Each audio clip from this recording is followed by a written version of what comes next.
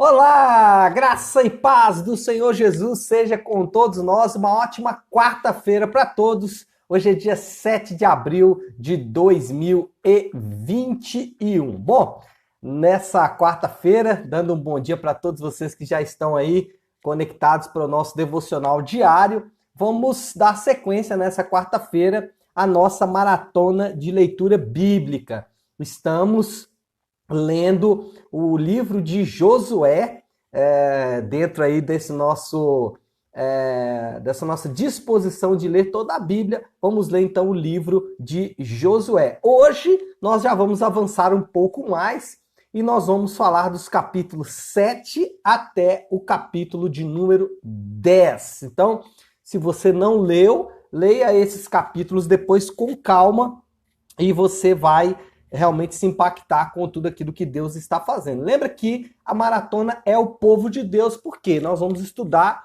nesse momento aí da nossa maratona como se deu a formação do povo de Deus, a formação do reino, né, de fato da nação de Israel. Porque até agora, nesse ponto da história, a nação de Israel ainda não é uma nação de fato, é um povo, né? Era uma família lá no Gênesis, se tornou um povo escravo lá no Egito, e esse povo sai, então, durante 40 anos peregrinando pelo deserto, mas ainda não é nação, não tem as suas fronteiras definidas. Quando olhamos, então, para Josué, nesse ponto aqui da história, a campanha militar está a todo vapor, né? Os homens e mulheres, né? Na verdade, os homens estão prontos para a guerra, porém, nesse ponto, parece que uma pequena cidade chamada Ai quer atrapalhar toda a história da conquista.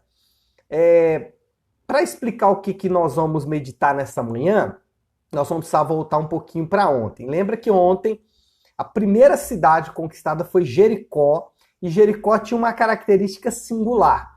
Jericó era uma cidade de adoração, ou seja, era a principal cidade de adoração de Canaã. Era a cidade que abrigava uma adoração ao deus Baal, que é o deus de Canaã. E aí o que aconteceu foi que Deus ele dá uma orientação para que toda a cidade fosse destruída, inclusive os despojos.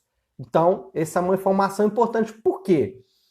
Nessa sequência, Israel vai atacar uma cidade, uma pequena cidade, uma vilazinha chamada Ai, entre Jericó e Betel, que era uma cidade um pouco mais importante, mais central ali da geografia da Palestina, e uma cidadezinha pequena impõe uma derrota vergonhosa para Israel. E isso traz um desânimo muito grande para o povo. Josué vai buscar Deus, porque Deus, nós perdemos a guerra para uma cidade tão insignificante como a cidade de Ai.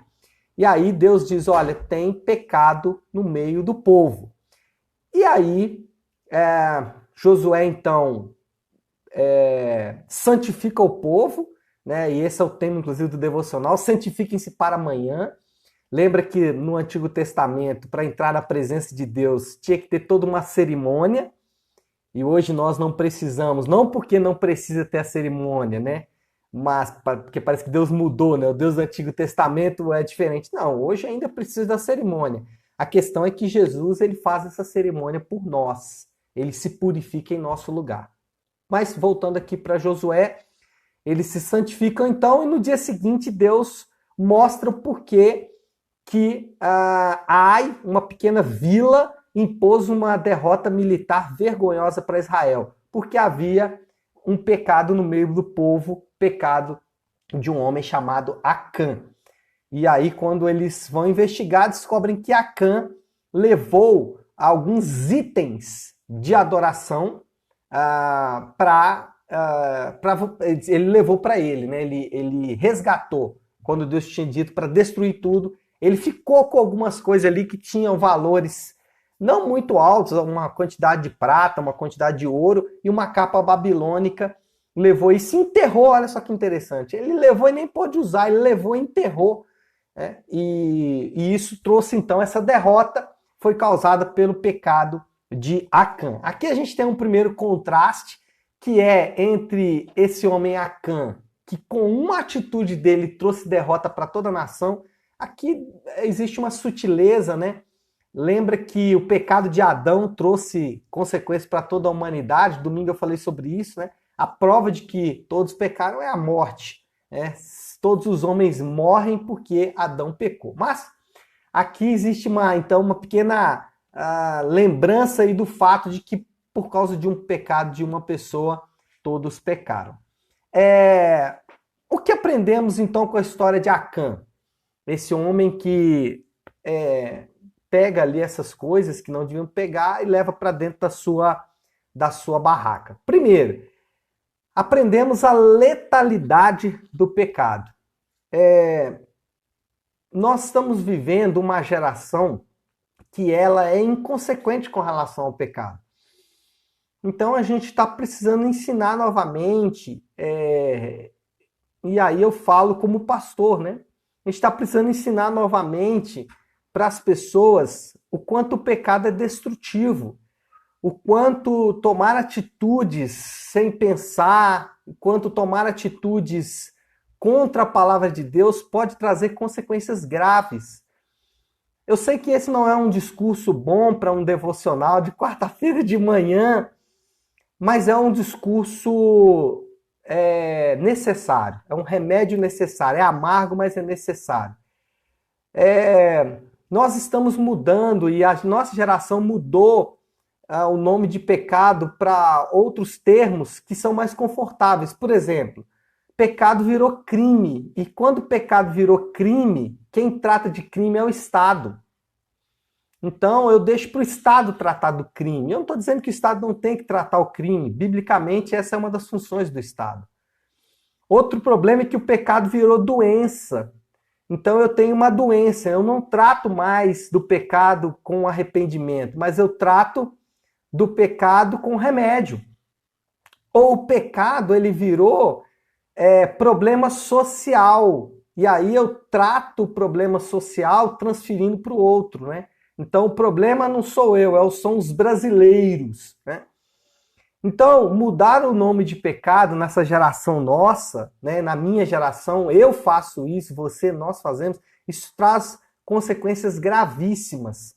Consequências que podem gerar uma dor muito maior. Jesus tratou disso na época dele. Na época dele, Jesus também tratou o pecado. E se teve algo que Jesus pregou no tempo em que ele esteve na terra, foi arrependimento dos pecados. Como eu disse, não é um assunto legal para tratar num devocional de quarta-feira de manhã. Mas é o remédio que Jesus ofereceu para a sua geração. E é o remédio que nós temos que oferecer para a nossa geração. Arrependimento. Quando nós começamos a arrepender de fato dos nossos pecados, quando nós começamos a dar nome para as coisas, em vez de doença, em vez de crime, em vez de problema social, nós começamos a tratar como pecado, nós vamos encontrar duas grandes barreiras. Sempre que a gente vai tratar com pecado, sempre nós vamos nós vamos nos deparar com duas coisas. Primeiro, uma completa incapacidade. Tenta mudar. Faz uma experiência. Ouse arrepender dos seus pecados. Ouse. Ouse arrepender dos pecados que você comete nos seus relacionamentos. Ouse arrepender dos pecados que você comete na vida financeira.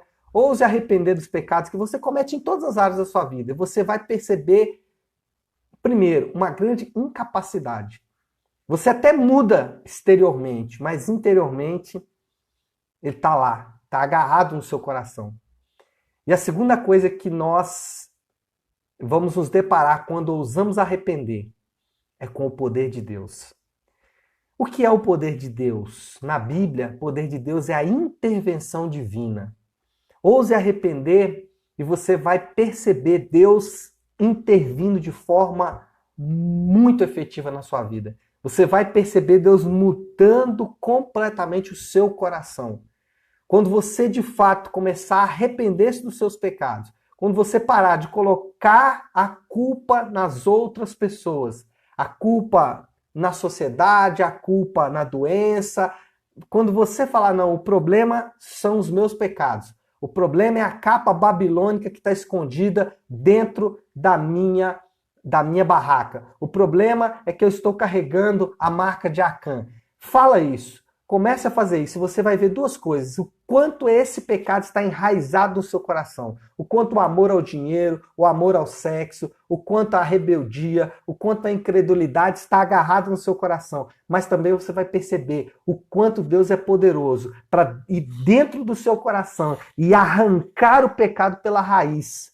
Arrancar o pecado como se arranca uma grande árvore. Arranca completamente, tira lá do fundo toda a raiz do pecado. Então, ouse se arrepender.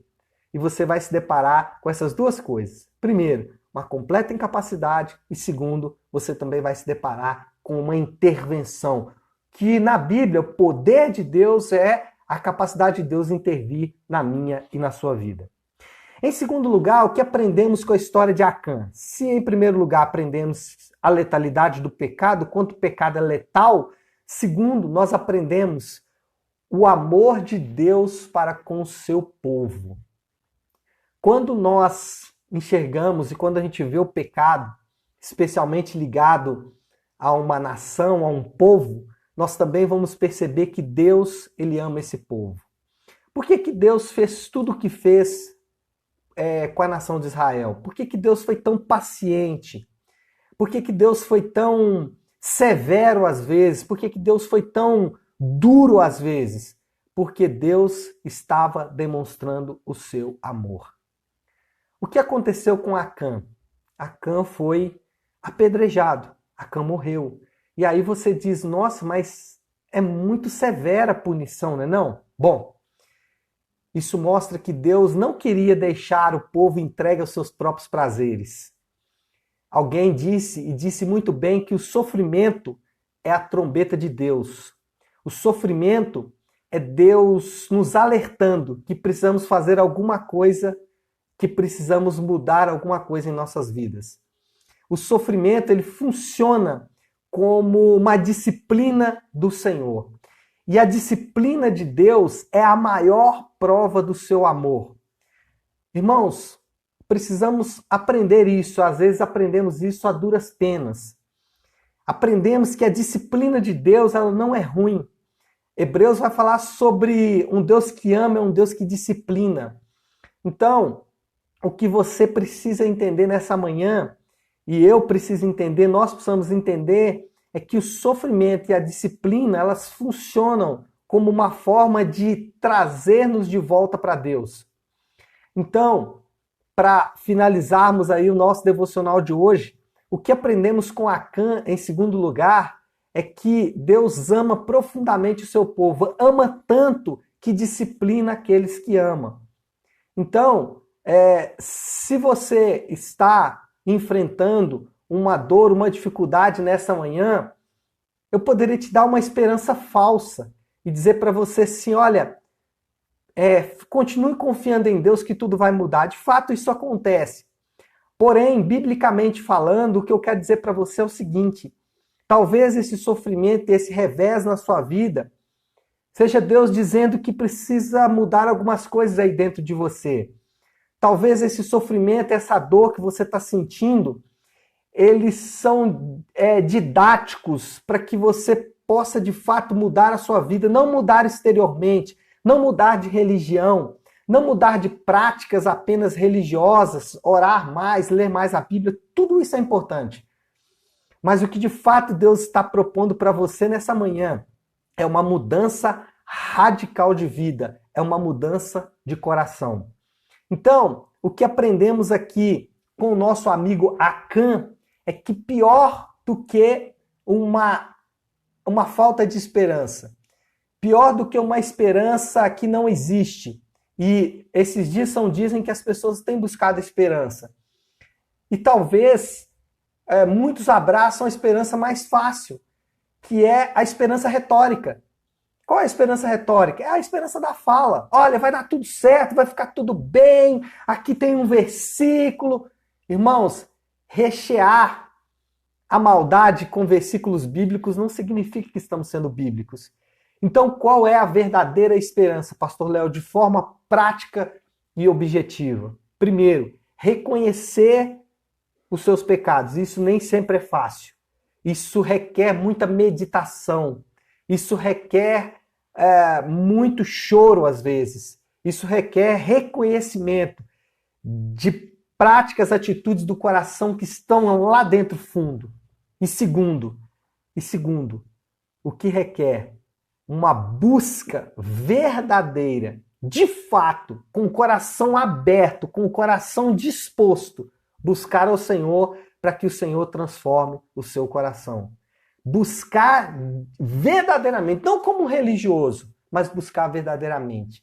A nossa esperança, ela está gritando. Preste atenção no que eu vou dizer agora para a gente finalizar. A nossa esperança está gritando. A nossa esperança, ela está com um megafone. Ela está gritando. Arrependam-se e busquem o Deus verdadeiro. Deixem os seus deuses falsos. Abandonem os seus deuses falsos. Abandonem os deuses que colocaram vocês na condição que vocês estão e busquem o Deus verdadeiro. A felicidade, a esperança, a alegria que você tanto busca não estão nas coisas criadas, mas no Criador de todas as coisas, naquele que fez os céus e a terra. Portanto, busque a Ele em arrependimento, porque de fato você vai encontrá-lo. Bom, é isso. Vamos orar por essa palavra, para essa quarta-feira, para que sejamos marcados aí por uma profunda meditação nessa palavra e principalmente marcados pela intervenção de Deus, pelo poder de Deus que transforma o nosso coração. Feche seus olhos e vamos orar. Senhor nosso Deus, Pai de graça, Deus de amor e misericórdia. Senhor, nessa manhã, a palavra que recebemos aqui através do ensino do livro de Josué é uma palavra, Senhor Deus, muito forte.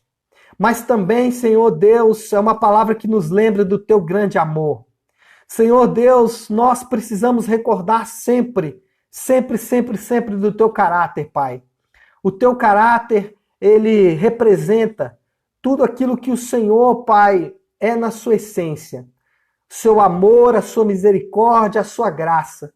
Nessa manhã nós nos apresentamos diante do Senhor como filhos amados. Como filhos, Senhor Deus, que estão com os ouvidos abertos para ouvir a tua voz. Filhos, Senhor Deus, que estão percebendo que o Senhor tem chamado de volta aqueles amados do Senhor ao arrependimento. Senhor Deus, nesta manhã nós nos colocamos diante do Senhor, Pai, para declarar que a tua vontade é maior e é melhor do que a nossa vontade. Nessa manhã, Senhor, nós estamos em busca de respostas. Nós estamos em busca, Senhor Deus, de solução para os nossos problemas. Senhor, muitas vezes a religião que nós frequentamos não tem oferecido respostas.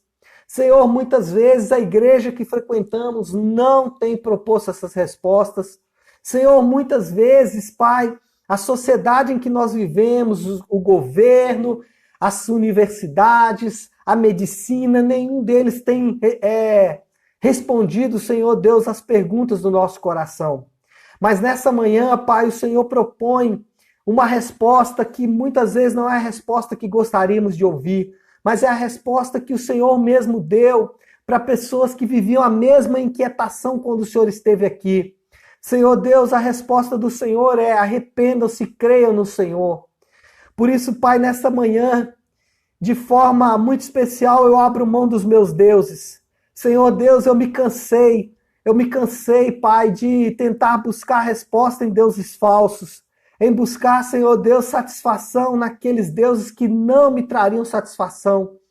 Eu faço isso, Senhor Deus, na certeza de que os meus irmãos estão fazendo a mesma coisa, abandonando, Senhor Deus, a falsa esperança, a esperança retórica, a esperança apenas da palavra, e abraçando a verdadeira esperança que é o Senhor, abraçando a verdadeira esperança que é marcada pelo arrependimento, pelo abandono dos deuses falsos e pela confiança plena em Ti. E é isso que nós fazemos nesta manhã, meu Pai, na certeza de que a resposta certa virá do Senhor, de que a resposta certa não virá do barulho do mundo, não virá do barulho das pessoas, mas virá, Senhor Deus, da doce voz do Teu Espírito que fala no nosso coração. Perdoa-nos, Senhor Deus, e dá-nos um tempo, Pai, dá-nos uma quarta-feira marcado pela Tua bênção e pela Tua presença. Assim nós oramos em nome de Jesus. Amém. Amém, pessoal? Bom, então é isso. Eu vou ficando por aqui, deixando essa mensagem para todos vocês. Fiquem com Deus e uma ótima, uma excelente quarta-feira para todos nós.